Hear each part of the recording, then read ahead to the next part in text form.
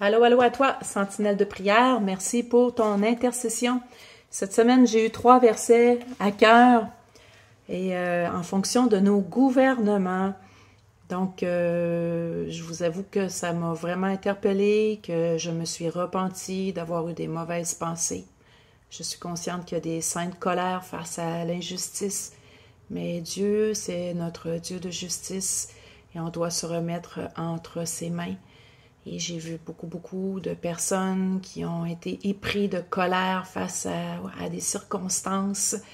Donc, peut-être qu'aujourd'hui, ça va être votre jour aussi de libération face à la colère, parce que la parole, elle est vivante.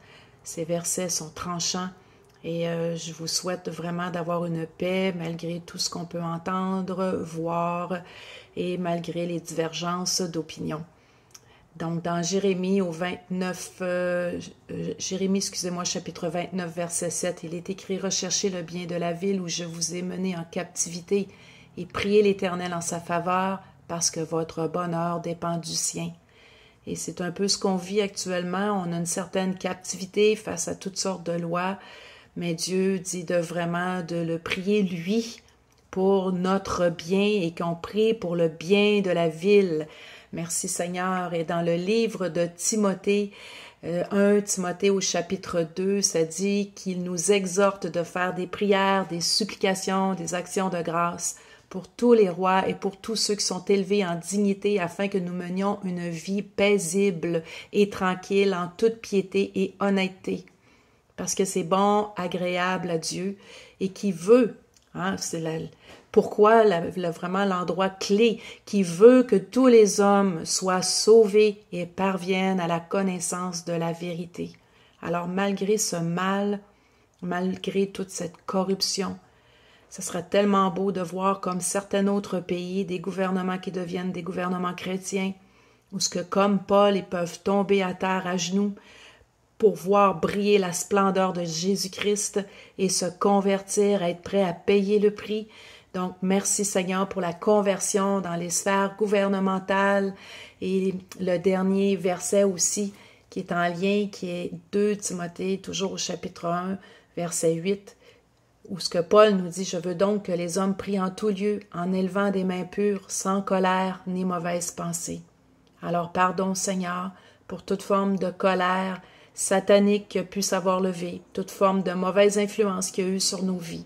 Pardon pour nos mauvaises pensées, nos mauvaises paroles, parce que ces mauvaises paroles, notre parole, elle est puissante, elle active les puissances des ténèbres, donc on ne s'aide pas du tout à ce moment-là. Mais si on demande la sagesse, si on appelle les nouvelles naissances, si on prie d'une façon avec l'espérance, ça fait toute la différence qui peut avoir lieu, parce que nous avons tous une partie de prophétie à l'intérieur de nous, puisque nous avons le Saint-Esprit. J'ai découvert également une prière juive que eux font justement pour les gouvernements. Donc, je voudrais vous la lire. Je vais la mettre aussi en lien sur YouTube. Je trouve que c'est une prière qui dit tout, qui résume tout et qu'elle est tellement belle. Donc, voici ce qu'il est écrit. « Accorde-nous la paix, ton don le plus précieux, ô source éternelle de paix, et permets que nous soyons le messager auprès de tous les peuples de la terre. Bénis notre pays, afin qu'il demeure pour toujours le bastion de la paix et son défenseur parmi le conseil des nations. Que la satisfaction règne à l'intérieur de ses frontières, la santé et le bonheur dans chaque foyer. Fortifie les liens de l'amitié et de la communion fraternelle parmi tous les habitants de notre pays. Plante la vertu en chaque âme, Seigneur, et que l'amour de ton saint nom sanctifie tous les cœurs. Loué sois-tu, ô Seigneur Jésus, dispensateur de la paix, et à toi seul la gloire, Seigneur. » Alors, merci pour vos prières, merci pour cette intercession, et merci aussi pour qu'on puisse prier pour un cœur repentant et être des prophètes qui prophétisent sur son pays.